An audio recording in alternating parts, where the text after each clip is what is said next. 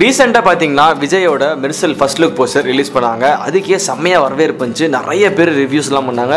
அதே மாதிரி அன்றைக்கி நைட்டு 12 மணிக்கு பார்த்தீங்கன்னா செகண்ட் லுக் ரிலீஸ் பண்ணாங்க. அதுக்கும் ஒரு பெரிய பரபரப்பு வந்துச்சு. ஃபர்ஸ்ட் லுக் பார்த்துட்டு பல பேர் ஜல்லிக்கட்டுக்கு ரிசம்பிள் ஆகிற மாதிரி இருக்குது, அப்பா கேரக்டர் மாதிரி இருக்குன்னாங்க. செகண்ட் லுக் பார்த்துட்டு பையன் கேரக்டராக இருக்கும், விஜய் வந்து தெரி படத்தில் இருக்க மாதிரியே இருக்காரு, அந்த மாதிரிலாம் சொல்லிட்டு இருந்தாங்க.